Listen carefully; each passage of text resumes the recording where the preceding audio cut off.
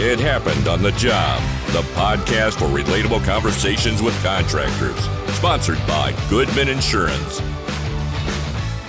Welcome to It Happened on the Job, episode 130 today. My name is Mike. That's Brian. Yo, today we have Mr. Gregg Cantor with Murray Lampert Design, Build, Remodel. How's it going, Greg? It's going great. Yeah. Appreciate you taking the time here with us today. I like the backdrop there. You got a little studio set up yourself. And he's got a legit microphone. Yeah.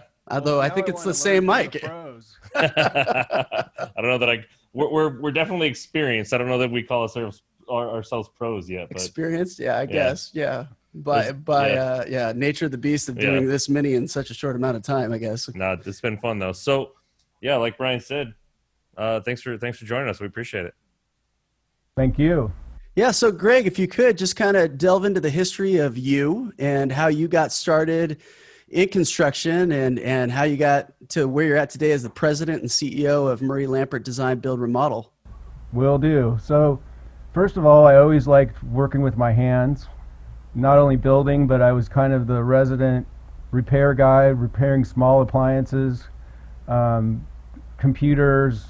All my life, I've just really liked working with my hands and building. So I first thought I wanted to be an architect, but that just wasn't for me all the years of school. So while I was going to college, I was working two part-time jobs, one of them being carpentry for my grandfather, who was Murray Lampert. Oh, no kidding. Okay. 1977. So that's kind of that, and job site cleanup was kind of how I broke into the business. And after college, I went to Grandpa and I said, I really want to be full-time. And I know I don't really have much value yet, but you tell me, I'll work for free and work part-time until I gain enough experience, and then you can start paying me. So long story short, that was probably about 6 months. I started with managing many kitchen and bath remodel projects. I had probably 35 at the most. At one time? There, I worked my way up to full-on project manager, and then I was the head project manager and did that for many years. And then in 1990, my grandfather decided to retire, and I had recently gotten married. So we bought my grandfather out. He retired, and long story short, again, here we are today. So we're 4 generations. My daughter joined the company about 8 years ago after getting her degree in architecture. Wow. And you say 4 generations, you mean currently working at the company as we speak? So your father... 3rd generation. Yep. And my I see. daughter is the 4th generation. Got it. Very cool. And then you were kind of discussing prior to us jumping on board that you were working on a project out in Coronado in San Diego. Kind of talk about that a little bit. Well, so this is a home that was willed to 4 siblings, and believe it or not, it's 750 square feet. It's pretty much all existing, and just as it sits, it's worth $1,500,000. Golly. Wow. The siblings are all splitting up the rent that they're getting for it, and now they're ready after 10 years of this to improve it so that they can get more money in resale. Wow. That's so when you say design, build, remodel, obviously this sounds like a remodel job. How involved are you guys on the design build side? Is it custom homes? Are you guys working for developers, or where do you guys fall in the scope? So we're for the most part in the single family market. And when we say design build, that means we do the architectural, interior design, pulling the permits, and the project management of anything from a room addition, kitchen remodel, whole houses where we tear down to one wall. And what's really been popular lately is the ADUs. ADU. Flats. Yeah. It's probably about 1/3 of our business right now. Wow. Where are you guys able to, just from my own personal insight, how tight of quarters are you guys able to fit those into? What kind of seems to be most popular? Well, the smallest one we did was about 350 square feet, which is awful small. Little cracker box. Yeah. A little shed. To build up to 1,200 square feet, and we've done a couple 2 stories. We have 2 that are in permitting right now that are 2 stories with decks, and very, very cool. They're like mini houses. Yeah. They're all prefab, right?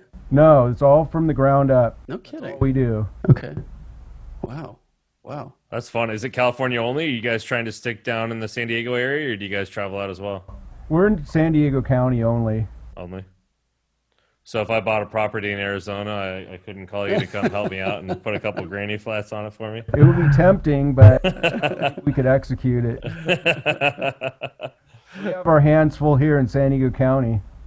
That's crazy to me that there's, I mean, obviously Southern California people, you think of Southern California, you think 0 lot line houses, right? With, you know, their tract homes that are just crammed in there. So I guess from that perspective, where, I mean, I guess probably like in the what's the one with the F down there in San Diego? The one with the what? The city that starts, this is going to be terrible audio. I guess long story short, or long question shorter, where are you guys doing most of your work? Like where you have room to kind of do that kind of stuff? Well, it's pretty much all over San Diego County, and this is a federal code change that happened about, I would say about 2.5 years ago, where they made it easier to build these units. They relaxed the parking requirements, and they will allow on the side yard and rear yard to encroach into the setbacks.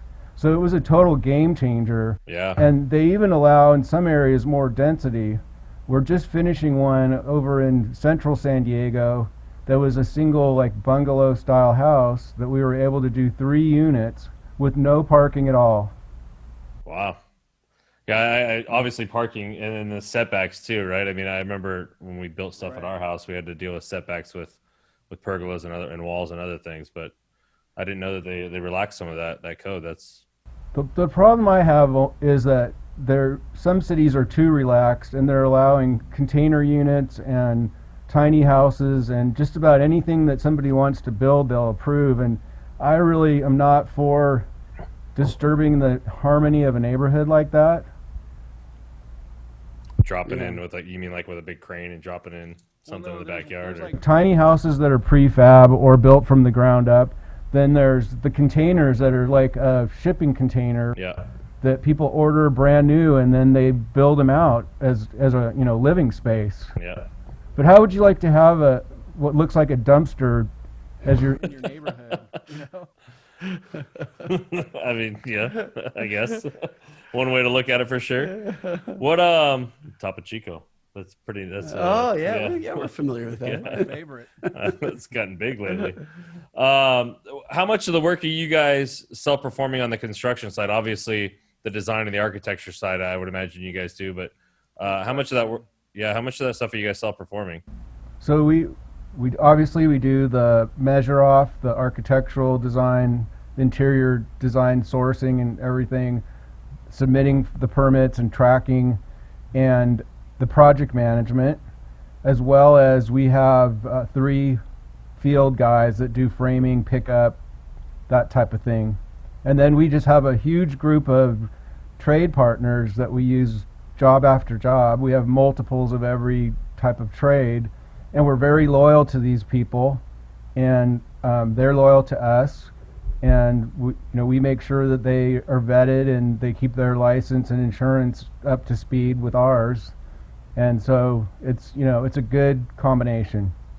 Yeah, I have to imagine that's a little bit more difficult than somebody maybe doing like a big hospital or a big hotel, right? I mean, you bring in a subcontractor that's going to be there for weeks completing their portion of the job. So from a scheduling standpoint, you probably have a little bit more flexibility in that area, right? Like everything takes a week or 2 to kind of complete, and you can kind of move it around a little bit. I mean, building the smaller stuff that you guys are doing, I have to imagine it's like, hey, you get a 7-hour window or a 12-hour, you know what I mean? Like that really compresses it. It's got to make it a lot more difficult. So kind of maybe walk through that process on how you guys figure out the scheduling and doing those kind of things.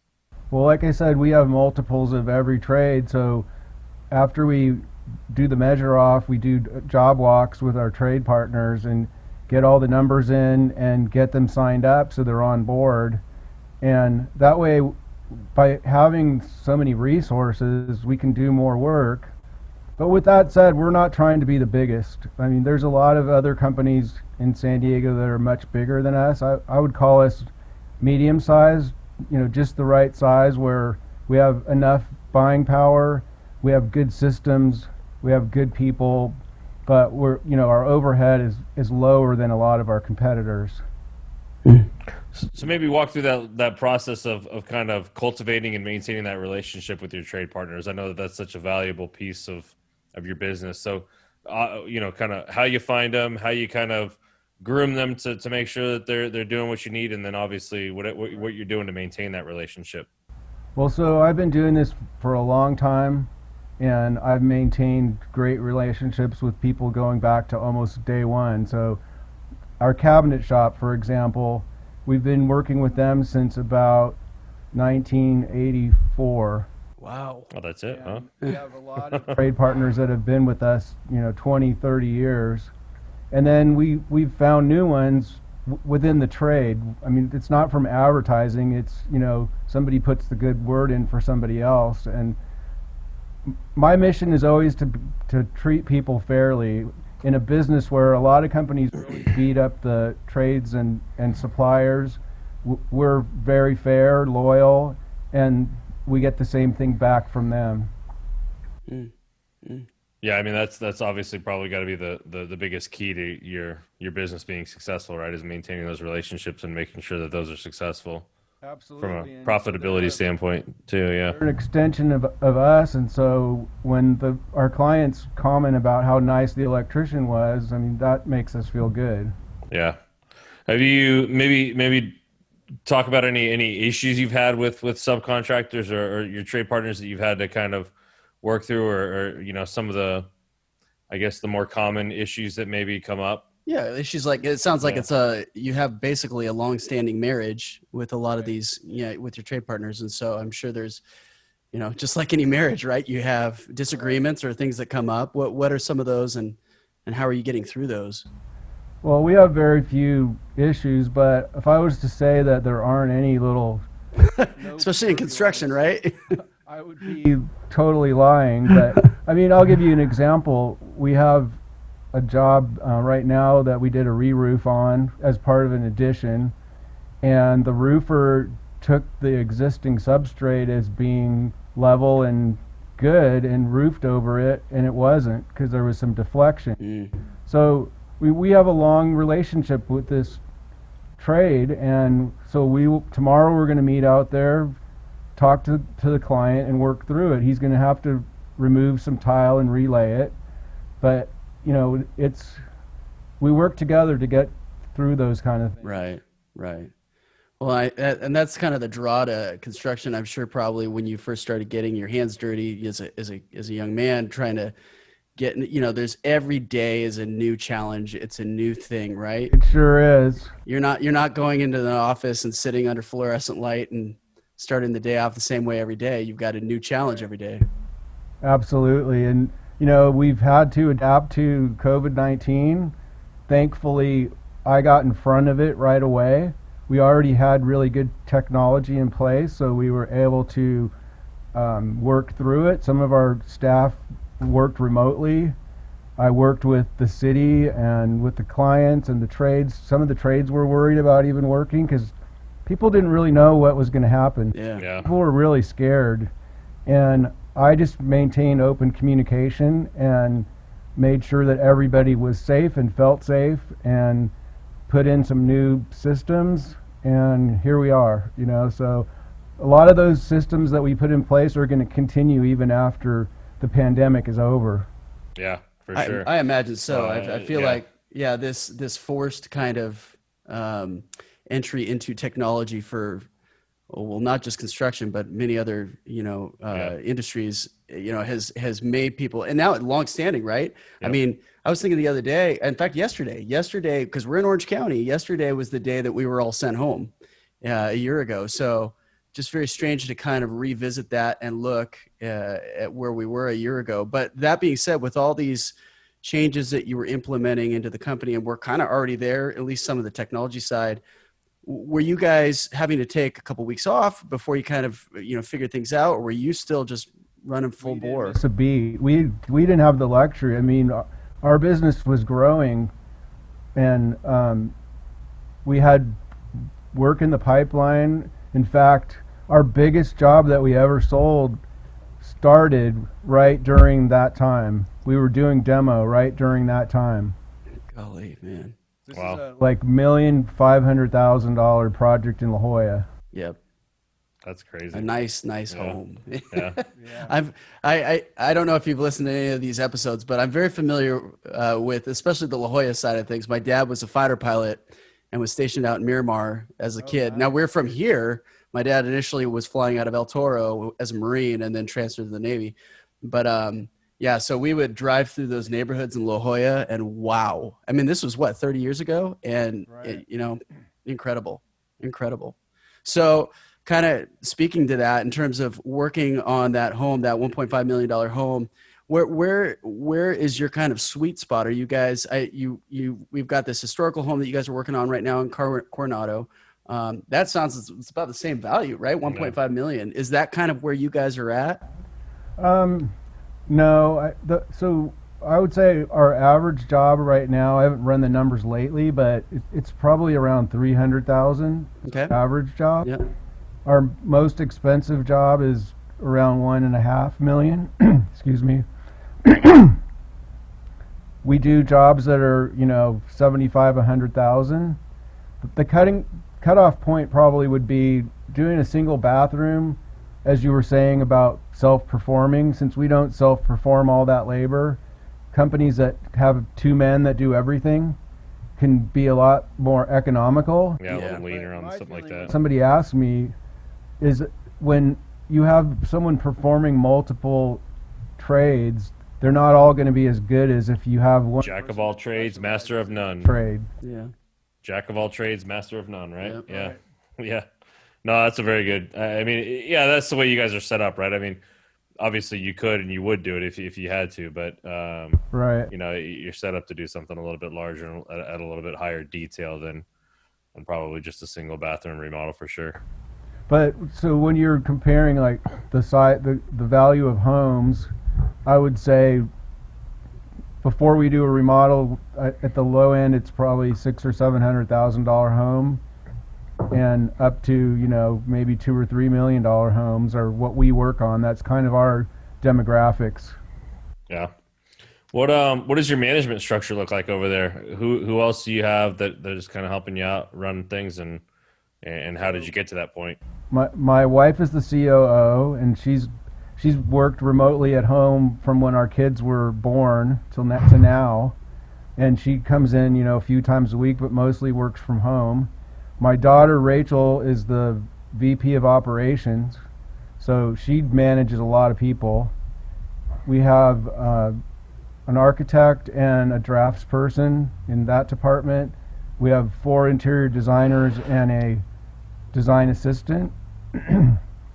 We have about 3 project coordinators and a couple other assistants and the field techs. There's 3 field techs and 2 admin. Got all the bases covered. Yeah. And are you, so what is your role on a day-to-day basis? Talking about jack of all trades. I help Which hat today? I help troubleshoot with stuff on the job. I have really good connections with the cities, so I expedite permits when things get clogged up, especially in the last year. I know who to call. I run our marketing, both conventional and digital. I do have a consultant that I work with, but I'm basically the marketing manager for our company. I also do, I did for a long time co-host a remodeling show on radio and TV. Yeah. Oh, that's cool. And now we're doing our own, we have our own feature on ABC Channel 10 that I pretty much manage. And it's with my daughter and I. That's really, what's that called? Yeah. Are you guys like doing little spots on the news, or what do you guys? So they're in the news, and once a month. It's a 2-minute, 30-second segment, and that's on Tuesdays, and every other Tuesday, 3 times a month, there's a 60-second version, and it's called Our Family, Your Home. I'm gonna write that down. All right, That's so cool. For us non-San Diego wins, I don't San Diegans. you San Diegans, yeah. Where do we find that? I'm You wondering. probably find it online, right? Maybe YouTube. Yeah. Well, you can find it on YouTube, or you can go to ABC 10 News, and it's there. That's really cool. On demand, probably. That's awesome. We also post them in our social media and on YouTube. So from a marketing I standpoint, knew you were going yeah, there. I Yeah, knew you were going there. I love that you're the marketing manager too, especially as long as you've been in it, right? I mean, it seems like most of the and not that you're an older guy, but the guys that have been around for a long time that are older than 30. I feel like, yeah. The guys that or have been Like in it us. for more than 30 years, right? Are more kind of like, I don't need that, right? I've done it this way forever, but it sounds like you guys are getting pretty involved, especially digitally. So maybe walk us through what your marketing strategies are, or how you guys are gaining business, and both on the non-digital and the digital side. Well, it's very broad, and I've always tried to be in front of opportunities over the years, and always trying to be ahead of the competition on strategies. So we started out being a print advertiser. That was my grandfather's gig, and I Yellow pages and door hangers. fought tooth and nail to get out of print, and it took literally years to shake that stigma of being, a low budget contractor that's in print. Right. And the biggest step was going into radio spots, and we did that for many years, and then we advanced to broadcast television, and then of course the internet hit, so we built our first website, and I've probably been through now about 8 rebuilds since the first time, and doing pay-per-click, doing organic videos. I've been fortunate to get a lot of just organic news interviews as well from many of the broadcast stations here. So those get posted, and that helps get traffic building to our website. So it's kind of like a very broad, many different Wide net. points, Yeah. and branding as well as direct response. So these different interviews that you're doing for a lot of these local television stations, is it because of the network that you've created and they're reaching out to you for advice or questions on what to expect on certain issues, or how did that start? Combination of things, partly our visibility, and news has really shifted because news never really wanted to interview companies, because most companies don't realize that when you're being interviewed, it's not your platform to talk about yourself. It's Right. to educate the public. And I figured that out fairly early. And so I've really been lucky to leverage that and get respect from not only reporters, but news stations, even city of San Diego. When there's an opportunity for an interview, they call me. That's They really know to neat. reach out. That's Yeah. awesome. Yeah. What about from a social media standpoint? I mean, I hear the websites, I hear videos, and I hear, obviously SEO stuff, but are you guys on social media deliberately, or doing and what does that strategy look like? I mean, we do Facebook, Instagram, YouTube. We do a lot of organic stuff. We do a little bit of boosting, not a lot, because we really want to grow our followers organically and not buy our followers. Right. Yeah, well, I think you get more engagement at that point, right? Yeah. I mean, I've seen it both ways, where you've got the company that's boasting tens of thousands of followers, and then you do any kind, you just scratch the surface of a lot of these followers. Right. And we were doing this just a few weeks ago, and you realize like either they're not real people, and so the engagement is super low, as opposed to having good quality people that are following you and engaging with you, and the engagement's much higher. And it could be like a percentage. Exactly. I Yeah. think it's somewhat of a self-fulfilling prophecy. Some business owners think it looks great to have so many followers, but like you said, a lot of them are meaningless. Mm-hmm. You can boost your Facebook page and get people to follow you, but they're probably not your customers. Right. Well, So maybe kind of speak to that a little bit. I mean, this is all relatively new for a lot of contractors, right? I mean, you're probably in the maybe 5-10% of the contractors that are familiar with this strategy and doing something about it deliberately, right? I'm sure there's a bunch of people out there that have an Instagram or a Facebook page, but it's just, hey, I'll post every once in a while. This looks kind of cool, whatever. But obviously, you guys are being deliberate about it. So, and it sounds like the reasoning is because, like you said, you're trying to stay ahead of it and trying to be one step ahead of a lot of the guys. What are some of the things you guys are doing in those mediums to kind of grow organically? Is it, I guess you tell us what it is that you guys are doing specifically in there.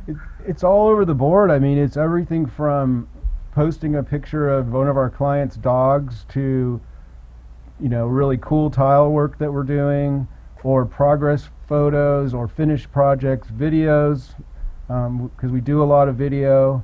We also promote the show on Channel 10. But we just stay on top of it and just try to put up new photos and videos consistently. Yeah, I think that's a lot of what it is that kind of willingness to be vulnerable and transparent, right? And let everybody see what you're doing and what you're doing at all times. And then also just staying on top of it, right? Because it's not something you can do once every other week and be successful at. So to that point, do you have somebody in your office that's dedicated to doing that, or is it kind of an all hands on deck, like, hey guys, post whatever you want whenever you see something that's cool? Well, we have someone dedicated that, with my assistance, we put in a lot of effort over the last year to build it. But then, there are other posts that people do, and eventually we're going to have more staff posting, like the interior designers, right? And we want to have people doing blog posts, and we're going to take it up another notch. Contributing content and kind of creating your own little network. Yeah. I think that's one of the keys for a lot of these guys, is to understand, like, it doesn't have to be you, right? Somebody running a little bit smaller business, maybe that it's just them and, and a few laborers out there and project managers and whatnot. But you give access to these guys for, give them the password and whatnot to be able to post. And it's, hey, you see something cool, take a picture, post it, and one of those kind of things. It doesn't need to be too time consuming, and you can start putting a lot of content out there and being in front of people for sure. Well, we have these cool devices, right? I mean, I mean, they keep, pushing the cameras and the quality of the picture and the images and the videos that are coming out of that. I'm thinking, and I know we've probably said this, more than 5 or 6 times in the last, I don't know how, but I think of like JJ's Landscaping down in San Diego, who are run by very young men. I'd say probably late 20s, early 30s. And that's the same idea, right? Their niche is residential. And so, and they recognize the fact that people are following them and paying attention to the posts that they're putting. But to Mike's point, you see, if you follow these guys, you just see, it might be the foreman on the job or whatever, and he's got his iPhone out and he's doing some of their concrete work, or just taking a quick 10-second video and you see them cutting the what do you call it? Or whatever, the turf for the front yard, the backyard. And it's just something very simple, but you go, oh, wow. And they talk about how they get that seamless look on the turf. And it's stuff that, I'm not very familiar with, but then I look at it and I think, oh my gosh. And I think I made a point on this on our last show, is like, when I see stuff like that, it kind of, it perks my interest. And then my first thought is like, maybe I could do that. And then you get your hands dirty. You go, I can't do that. I'm going to call Murray Lampert Design, Build, Remodel, because let them do it, right? Because you're educating the consumer, essentially, is what you're doing, between the television shows and the social media and all that. But what I love is, and we made a big shift from, it's been quite a while since we did straight commercials.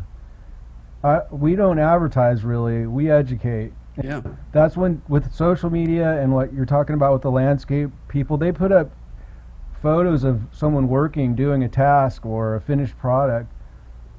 That's all. I mean, that right there sells the company. Yeah.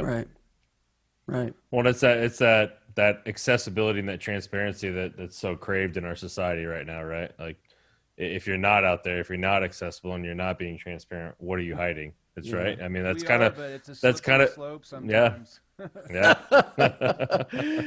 Well, and it's funny too, you talk about no less than 8 websites, which is amazing to me. In another lifetime, I used to be in web development, and I recognize that. I remember back in the day when websites cost a lot of money, a lot of money, because you have, you basically got some kid, or not even a kid, an adult that's hard coding a lot of the websites. So, and most companies, in fact, we've had a lot of contractors, decent sized commercial contractors on here that are like, yeah, we're just putting up our first website, and you think like, oh my gosh, that's amazing.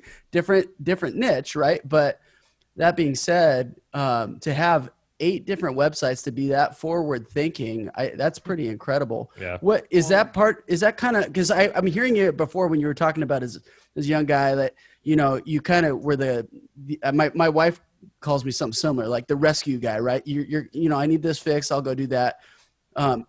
So that kind of lends to that, like, hey, I need to kind of be thinking about how not to let this happen again. Is that where your brain is at? Is that how you're? Yeah, it definitely is. And, believe me, I've taken a few knocks and had a very painful, like, just as you said, hard-coded website. Yeah. Just, that's the thing, is you can go low on a website, but the long-term damage and cost could be more than just what you paid for the website. Yeah. Yep. So, yeah, I mean, luckily, most of the time it's been a good experience, but I've been very hands-on with websites, because the first web developer that I talked to taught me that nobody can talk about your company the way you can. Yeah. So, like, when you creative write and the assets that are put together, those things I need to be close, hands-on with. Yep. Yeah. You can only describe and portray what you want so much before it's easier just to get in there and do it yourself. Yeah, for sure. Well, and I think it lends to the validation too. Like, it keeps, especially with people who have never directly heard of you. They might not have seen you on the news yet, but they want to do some homework. They go, okay, well, first of all, they've got presence on social media. That seems to be huge now, right? Yep. And then on top of that, they have a website, which leads me to believe that it's not going to be some schmuck in a pickup truck with a magnet on the side of the door. You know what I mean? Like, I can trust them that they'll, and then it sounds like you even scratch that layer. Then it's like, okay, these guys have a good following. They've got a good group of clients, and they've been around the area for quite a long time, so we can trust them. That's our goal. And the hard part is we're not everything for everybody, and sometimes people get frustrated because it's not a fit for us, but expect the same. When we talk to people, we tell them that not only do we want to be a fit for you, but we want you to be a fit for us. Right. Yeah. Well, that's the downside of social media that some guys, kind of you need to obviously be aware of, right? Once you start putting yourself... word, that's Yelp. I'm sure you've heard that from Oh, yeah. Yep. That's the mafia of digital. Yep. Yeah. Well, and I mean, to your point, like, as far as turning away business, right? Once you make that decision to be out there and be transparent, and you have to know that you're going to get a ton of calls, and you can't be the guy that says yes to everything, because you're going to drown yourself real quick. And we have to be respectful. So if somebody calls and it's not the type of scope for us, then we at least try to give them a little bit of education, have them walk away feeling that they got something. Right. Because sometimes people get really mad that it's I've had Yelp bad reviews for a service that we don't didn't even do. And the people are frustrated. Wow. So I'm really careful, and we go out of our way to really help educate people, and we don't judge them on the size of their home, the value of their home, or their income. We treat everybody fairly. Yeah. Well, and I saw on your website, it showed you had something to the point of 4 generations, that you guys are a family that work together, and your clients are kind of an extension of that family. Absolutely. And so we live it on. I mean, we feel it on our shirt sleeve. We go to bed, because we are the owners, and we take it very seriously. Yeah. And it's tough sometimes. Right. Yeah. Well, to get a little bit lighter, we call this "It Happened on the Job." We want to hear it. What happened in the job? So one of the funny stories I was thinking about is after high school and college, and when I got into this business, I ended up doing work for two of my shop teachers, one from middle school, one from high school. Just randomly, like they didn't come to you. Oh, okay. So and then they put it together. Right. Construction company, but so my high school woodshop teacher that I took 3 years of woodshop, he wanted to do a second story, and I'll never forget the project manager who still works for us. This was like 20 years ago, probably, when this happened. More. We're tearing open a wall, and he discovers a 220 line. Ooh. That Mr. Woodshop teacher had soldered the two leads together out of a 220 line, and it just had tape wrapped around it. That's not how you're supposed to do that. That's not how you're supposed to splice those together. But, I mean, we've seen fire hazards like that. We've seen, where structurally it's amazing that the floor didn't fall down. But one of the wildest things I saw was in an old house near us. We took out a medicine cabinet, and back in the day there was a slot where you put the straight edge razors that after they're done, Right. you put them in the slot. There was hundreds, maybe thousands of razor blades in the wall. Oh my God. Crazy thing I've ever seen. You got to call biohazard at that point, right? Yeah. I mean, call hazmat team. But we've seen a lot of things I won't mention that we didn't really want to see. I've heard of some of that. So go back to your teacher. Did you give him a hard time, the fact that he almost killed himself? I didn't want to embarrass him, so we just took care of it, never said anything. See, good company. Good company. Good man right there. But he knew. He's like, there's my student, and they just unearthed something that I know I shouldn't have done. That's why he was in wood shop and he wasn't the mechanical engineering That's true, teacher, yeah. right? Yeah. I guess. Or the electrical engineering teacher. That's awesome. Well, before we let you run, we want to give you a chance to let everybody know where to find you. Since you guys are out there all over the place, so it can't be hard. But promote everything. Let us know where to find you. The thing is murraylampert.com, and all of our social media links are there too. On Instagram and Facebook, we're Murray Lampert DBR. We are also on YouTube. Our YouTube channel is Murray Lampert DBR. And you can find us on ABC Channel 10 regularly. And I think that does it. That's fantastic. super cool. Well, Greg, it's been awesome, man. We Yeah. appreciate the time. Thanks so much. Yeah, thanks for jumping on. I really appreciate you guys doing this, and I'm happy to push this out through our channels for you to get more followers. We Thank appreciate you. it, man. Yeah, It'll be good out followers, Tuesday. yeah. Let's make sure it gets all over the place for you guys for sure. Hey, thanks for listening. And if you've made it this far, go ahead and give us a like or 5 stars or whatever means you like us. Make sure to subscribe so you don't miss our next episode. And check out our website for more video content and extras. While you're there, shoot us a message if you want to be a guest. We'd love to have you on. Thanks again, and we'll see you next time.